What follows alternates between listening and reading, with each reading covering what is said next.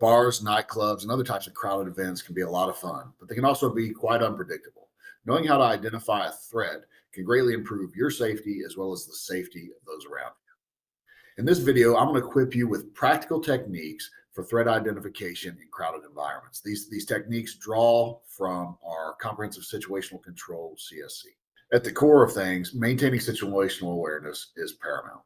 This means constantly scanning your surroundings, not just focusing on the particular conversation you're having or the show, but developing a 360-degree situational awareness of the events and the people surrounding you. Remember, keep your head on a swivel. Even in a crowded environment, even when you're enjoying a show or whatever it may be, you can you can train yourself, I should say, to pick up on subtle cues. Basic threat ID focuses on three key areas, and they're actually pretty intuitive.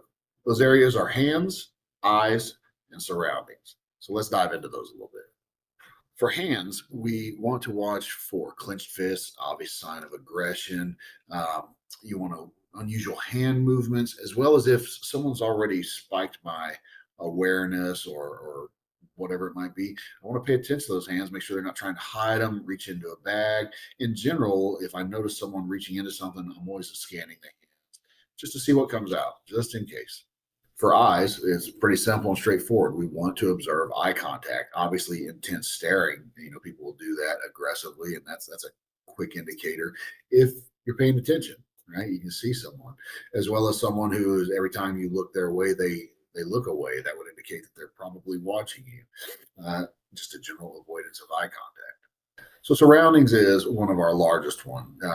And this is all dynamic and it all works together. But surroundings, I want to look for potential hazards, potential weapons, escape routes. I want to notice if anyone looks like they're kind of casing the location, some unusual activities in general, just looking at all of this and taking all of this in about my surroundings. Now let's identify threat types.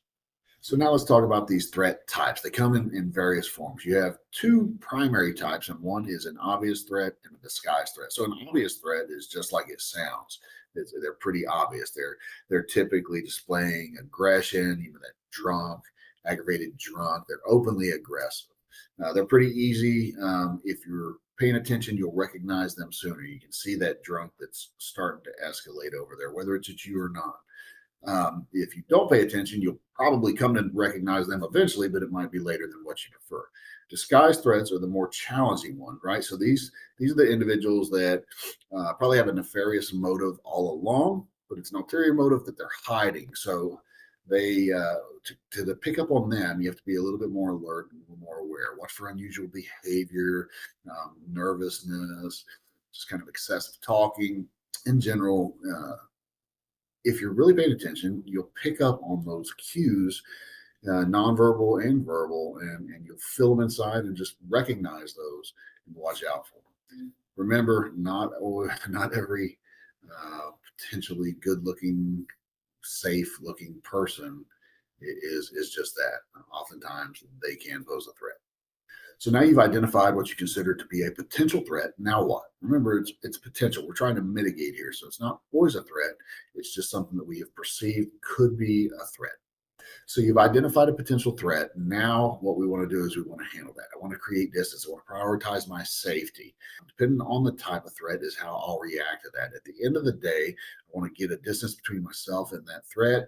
If it's appropriate, I'll notify bar staff or security. I want to verbalize this, whether it's to the individual or whatever it might be. Hey, give me some distance. I want to make it known, make this threat known, and prioritize my safety with it. Threat identification is a skill that improves with time and practice. As you learn to employ these techniques and methods, they become second nature, less intrusive on your life, and you're preventing you're mitigating your safety. And ultimately, that's what we want to do. If you like this video, please give us a like, subscribe, and make a comment below. Stay safe, stay alert.